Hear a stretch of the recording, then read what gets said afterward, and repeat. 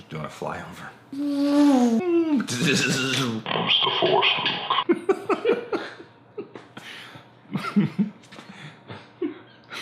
Be funny, monkey. Ding, ding, ding, ding, ding. Dance for us, monkey. Ding, ding, ding, ding, ding, ding. Am I your circus monkey, Jeremiah? Just make everyone laugh on the front of the videos. Ding, ding, ding, ding, ding. Give me some peanuts at least. I bought you a Chick-fil-A sandwich. I did get a Chick-fil-A sandwich.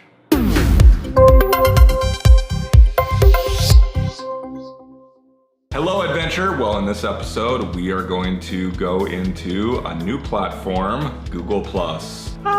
Some of you are like the Home Alone kid right now, whose parents were awesome, by the way. You're thinking, oh no, Google+, let me just skip this episode. No, it's gonna be okay. We're just gonna go out on a date with Google+. We're not gonna talk about having kids. We're not gonna plan a wedding. We're not gonna talk about what we're gonna name our kids. We're not gonna go camping with Google+. We're just gonna give you a little tour. Google+ is really, really cool. I like to use it a lot, but the way I explain it is, it's kind of like having this really cool treehouse, but all your friends play in the sandlot of Facebook. Do you want the really cool treehouse? Or do you want to be with your friends? A lot of times you're gonna want to be with your friends. The reason you're gonna want to start looking at Google+ though is for a couple of reasons. One is, it is growing. You know, there's over 135 million people that use Google+ every day, and 60% of them log in every day. Over 500 million people have a Google-enabled account. So Google+ is going to grow more and more, and it's starting to be used more and more for business. So it's a really great platform, at least for us to consider. The real reason why I want you to start exploring and start using it is because the ability to collaborate, especially if you work on a team, you're really, really gonna love that. If you're listening to past episodes, in First Contact, you heard about setting up a Gmail account. So if you were doing your homework, you've already set up your Gmail account. So some of you, if you already have a Gmail account or you have a YouTube account, you probably already have a Google+ account. You're gonna take a deep breath. I'll hold your hand the entire way, and we are gonna go on our first date with Google+.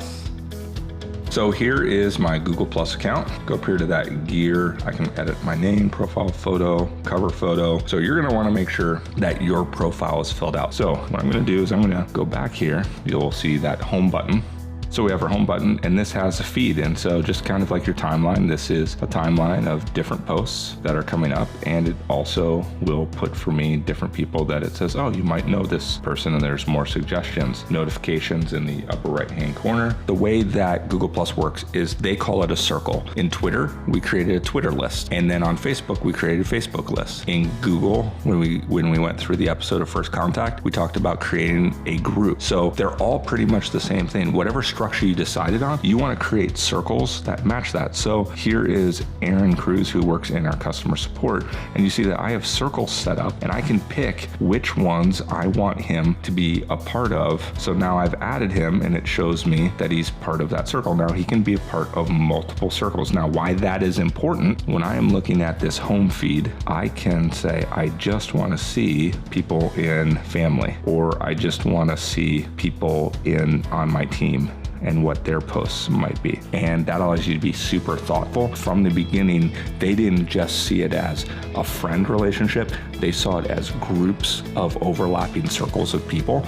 So it's really cool that it's set up right from the beginning like that. I wanna go back to home, and I wanna show you down here when we go to post. So we have photo where I can post a photo, my location, a link, but a lot of times we're just gonna go to write our post just like we would anything. Kind of like how we did it with Facebook. This is what's so amazing about it. I can pick different circles so that this post is only gonna show up to the circle. So I can set up a circle of my team. You can upload from your camera, photos, a link, location. When it comes to this, it's gonna be pretty familiar with you because it's not like I have to translate list or group to circle, and that's a new language.